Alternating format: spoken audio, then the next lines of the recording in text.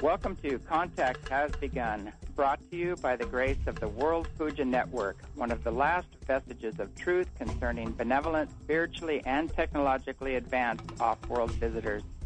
Some refer to these visitors as our greater family of man or returning ancient ancestors. I am James Gillen, your host, and our guests also include cutting-edge physicists, authors, teachers, and healers dedicated to the awakening and healing of humanity and the earth. Let the journey begin.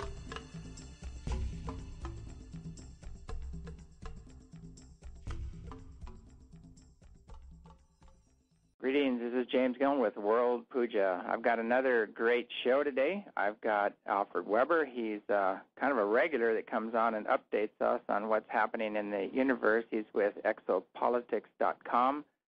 And we've got a lot to talk about. So without any further ado, I want to welcome Alfred on the show. Alfred, are you with us? Yes, I am, James. I'm very, very happy to join you. You know, there's so many things that have transpired. I know you're at the conference that we just had here, the Science, Spirit, and World Transformation Conference. And, you know, we had quite an event happen after the intention experiment to experience and initiate contact, you know, and connect with the ultra-dimensional friends. Would you like to talk a little bit about your experience there? Yeah. You know, we were, I think, about 200 people, and this was the night of Saturday, July 3rd, and it was dark, probably what about 10:30 or 11 o'clock, and I know that people were very focused, and I'm not quite sure what the technical capabilities of one of the machines there was. Perhaps you could talk about that, James. Yeah, the which ones are you talking about? There was a white kind of a tall white. Oh yeah. You're talking about John Riley's experience. Yeah. What I was talking about is the one we did inside the conference building, the meditation. Oh, I see. Oh, okay. Yeah. Well, there we did a conscious meditation on Sunday night, and that was a very, very beautiful experience because that meditation, James, uses laughter, and as one of its means, as one of the mediums for connecting, and that's so beautiful. And it's not forced laughter, but you're kind of sitting there, and then all of a sudden one is connected to such a feeling of joy and ecstasy that laughter, these kind of waves of laughter. Well, after that, we all came out of the building, and there was an interdimensional craft, which I was told came over the building. I saw several videos of it the day after. It was amber in color. And right after it went over, my friend Etok, who was there, he's an Inuit elder, and he's I believe founded the Eskimo Whaling Commission. And he came over and said, with his wife, and said, "Oh, there's this red-colored light that just came over." And we saw, so there was a direct correlation between the meditation exercise and the light. And one light that I did see was on the previous evening, Saturday, July 3rd. I didn't see the one on July 4th, I was standing right where people should see it, but right as it came over, I was talking to someone, so it didn't,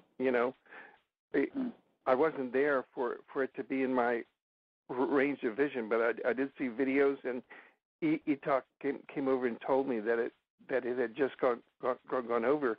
Mm-hmm. But on Saturday night, there was a ring of us of about 200 people that did an intention experiment back in, I guess, what's called the Field of Dreams. This is at the foot of Mount Adams, and it's a very special place. And Mount Adams being a singularity or a portal, as a volcano, as your listeners know, and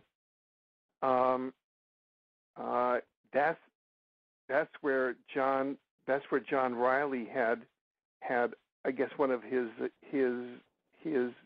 machines, and what I saw there was I was facing toward Mount Adams, and the ring of people must have been about a football field in diameter.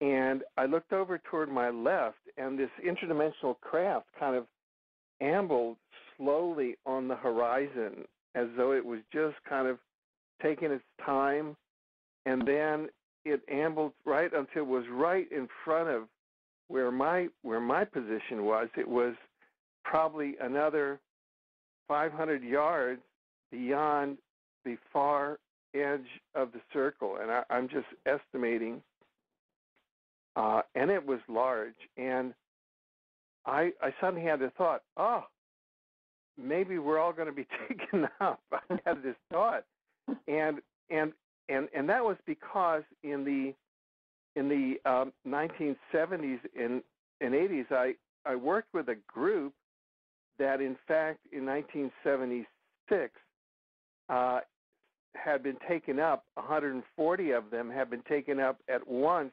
into a spacecraft, and then they went out later to form a group and have its organization worldwide for educational purposes. So I knew that something like that was possible. Mm-hmm. And later, the next day, I was just in front of the conference hall, and I started talking to people, and at least 5 or 6 different people, just in casual conversation, I mentioned the thought that I had, and they said, I had the same thought. So I'm not quite sure what that was all about, but it was certainly a very powerful interdimensional experience, and of an uplifting nature, which I believe relates to the nature of what's actually been going on in terms of the universe and the various consciousness waves that are coming out from the core of the universe itself. The universe, our universe. We're one of many different universes in the multiverse, and our particular universe is composed of numerous galaxies and other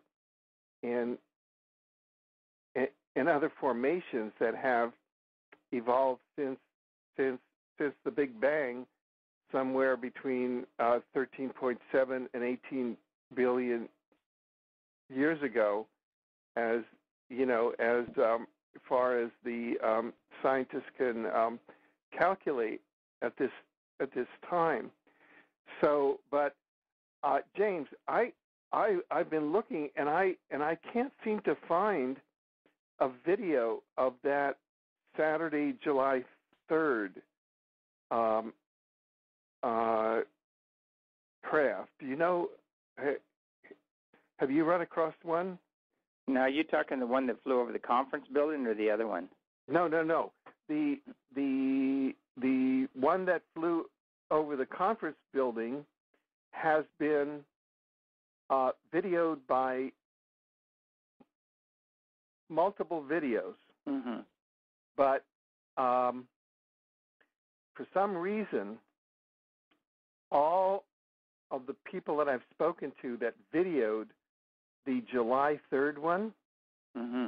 their video mysteriously was lost. Oh, yeah. And we were talking. We went out. John Kelly and I went out with a group here from Vancouver last night, and we went out to Jericho Beach to look at some of the craft and to photograph some of the orbs. And John said that he felt like there was so much going on that there was some force that did not want those secrets taken that night. That it was so powerful that somehow it did not want those secrets to be taken. Yeah. I just kind of passed that on, but because I've been trying to find a video of Thursday nights. I know that, of Saturday nights. I know that there's one of several objects which Brooks Agnew took, mm-hmm. of several objects that are chasing the space station. Oh, yeah. And that was taken Saturday night. Mm-hmm. But of the very large object that kind of circled the circle, that one remains hidden because for some reason the people who photographed that all lost their videos. Yeah, that's interesting. I didn't think about that one because I know I have the July 4th, and then I got the July 6th one where it actually, flies at half treetop level right over the conference building, a huge one. Right. Now the other one, I was out in the circle, and I didn't get that one. And I don't know if I had my camera with me. I just had the night vision, and then I gave that to Brooks Agnew, who actually filmed some of the stuff. But I don't know if did you ask Brooks Agnew if he got? Yeah, maybe I could. Yeah, he might have gotten something. I'm not sure, but I do know that when he filmed the space station, I was looking through his on his camcorder. I was observing it too, and you could see this light. Now I also filmed the space station going over a couple nights earlier, and this thing had something trailing it and then something above it. Right. So not only was there something trailing it, there was something above it as well. So now we have two unidentified objects, one right behind it and one above it. Very close to it. Exactly. You could hardly even separate the two.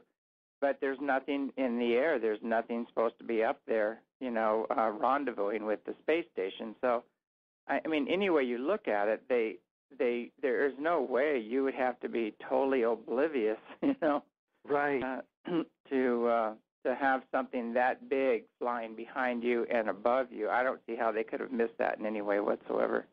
Yeah. No, I had a chance to look at those. At those videos, and that's very, very clear, and those are on your eseti.org website, so it's very, very powerful, and as I was saying, to me it's all part of what that is, it fits within a kind of a framework of